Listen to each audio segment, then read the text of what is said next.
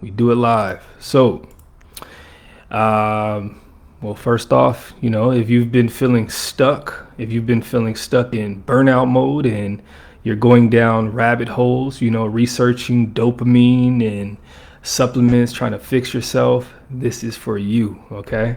So, what we're going to do today is we're going to look at this through a nervous system lens today, and I'll give you a simple reset you can do tonight, okay?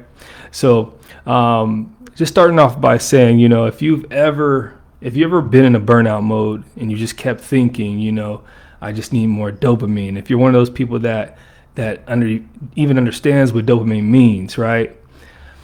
I want you just to pause for a second, because chasing dopamine, which dopamine is just that the chemical in the body that helps us feel good, right?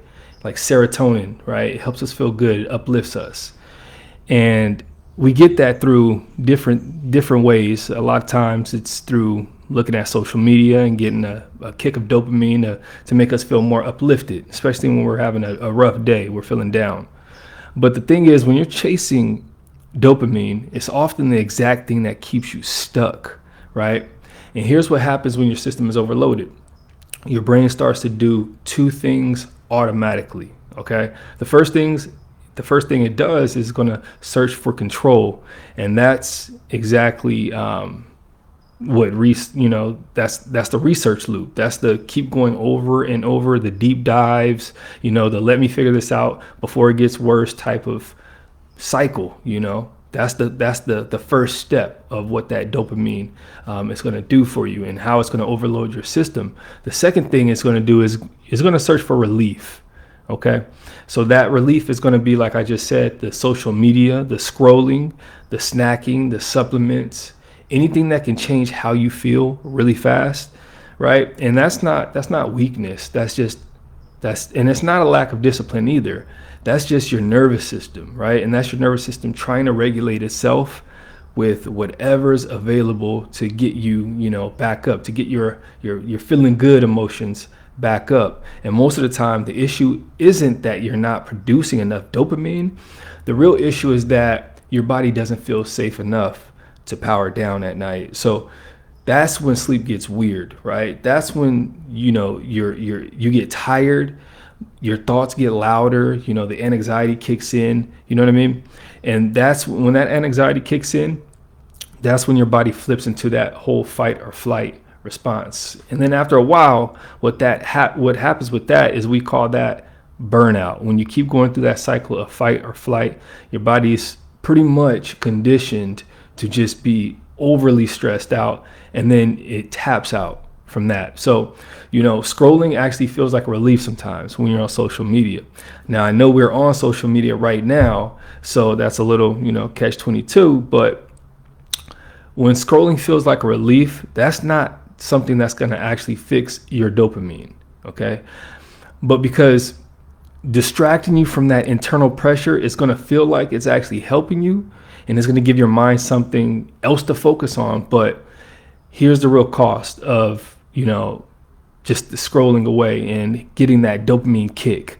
The real internal cost is that your brain stays stimulated, right? And your body never gets the message that it's safe.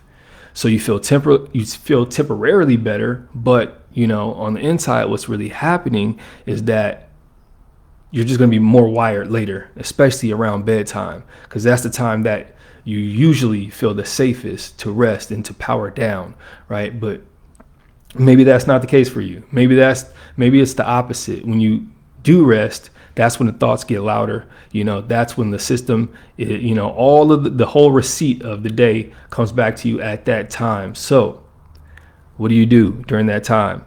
So what you're going to do, because I always like to give some value on these videos, what you're going to do is you're going to place one hand on your chest, right? And you're going to place one hand on your belly. Again, we're going to regulate that breathing once again. We're going to make sure that with that hand on the belly, the hand on the chest, you're exhaling through your nose, you're inhaling through your mouth, okay? Because what you're doing is you're slowing down that exhale through your nose. And you want that exhale to be twice as long as the inhale. When you regulate that breathing, you regulate that state, like we talk about all the time. When you regulate that breathing, you regulate that state. So on every exhale, you're going to soften your jaw, you're going to soften your tongue. And exhale, and with every exhale, you're going to unclench your jaw, you're going to loosen up your shoulders.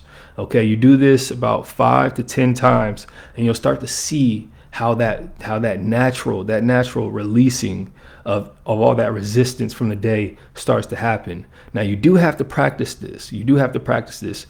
Okay, and this is a direct message. This is the language that your nervous system speaks, versus getting up out of the bed and walking around and doing chores and talking to yourself, why am I not getting sleep? That's not going to work. That's not going to be the communication that your nervous system needs, okay? So this is how you actually restore safety, not by forcing it, but by signaling it, okay? So tonight, do not chase more dopamine. Don't do the scrolling, not because it's part of sleep hygiene, but don't do the scrolling because what it's telling your nervous system is that you don't understand it simply, and you'll just continue to fight with your nervous system, and you guys will have this sort of, back and forth conflict. Your body not feeling safe, you not getting sleep. Your body not getting safe, your body not feeling safe, you're not getting sleep. And then that sort of conflict is what keeps you up. That's the sort of conflict that allows for you to fall asleep, but you can't stay asleep. All right. So trust me, try this out tonight. Try that exercise, hand on the chest, hand on the belly, inhaling through the mouth, exhaling through the nose. Okay, inhaling through the mouth, exhaling through the nose, and exhaling longer than you inhale. So if you inhale for 4 seconds, try to exhale for about 8 seconds. Okay, all right, try that out. Let me know how you like that one. And yeah, chase more safety versus the dopamine. Okay, with that, I'm out. Have a powerful Tuesday. Peace.